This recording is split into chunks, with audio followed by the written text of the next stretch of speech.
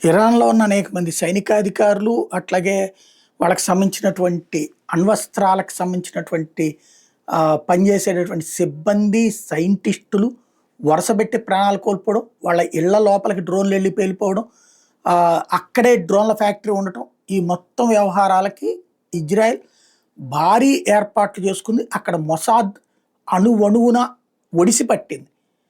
సరే, ఎప్పుడైతే ఇది జరిగిందో అప్పటినుంచి అనేక మందిని అరెస్ట్ చేసి ఇజ్రాయెల్‌కి కాస్త సహకరించిన వాళ్ళు, ఎక్కువ సహకరించిన వాళ్ళు, భారీగా సహకరించిన వాళ్ళు అందరినీ ఓ జైల్లో పెట్టింది.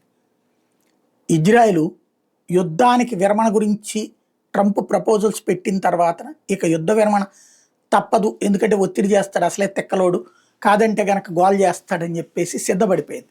ఆ సిద్ధపడి మరి తమ వాళ్ళని తీసుకురమ్మని మళ్ళీ ఇక్కడ కనుక ఇరాన్తో బేరాలు పెడితే ఇరాన్ చెయ్యదు. కాబట్టి వీళ్ళందరినీ ఏ జైల్లో ఉంచారో కరెక్ట్గా ఆ జైలు మీదన దాడి చేసింది. ఆ జైలు మీద బాంబులు వేసింది. ఆ జైలుకి సంబంధించిన ముఖద్వారాలు, అక్కడ ఉండేటటువంటి సెక్యూరిటీ స్టాఫ్ ఉన్న దాని మీద బాంబులు వేసింది. తద్వారా ఆ జైలుని పేల్చేసింది. తద్వారా అందులో ఉన్నటువంటి ఖైదీలందరూ తప్పించుకుని పారిపోయారు. వాళ్ళల్లో అత్యధికులు మొసాద్ ఏజెంట్లు, మొసాద్కి సహకరించినటువంటి వాళ్ళు, వాళ్ళందరూ అక్కడి నుంచి జంప్ అయిపోయి ఇరాన్ వదిలేసి పక్కన ఉన్నటువంటి జోర్డాన్, ఈజిప్టుల మీదగాన, లేకపోతే పాకిస్తాన్ మీదకి వెళ్తారా, ఆఫ్ఘనిస్తాన్ మీదకి వెళ్తారా, వాళ్ళందరూ నేరుగా తర్వాత ఇజ్రాయెల్ దగ్గరికి వెళ్ళిపోతారు.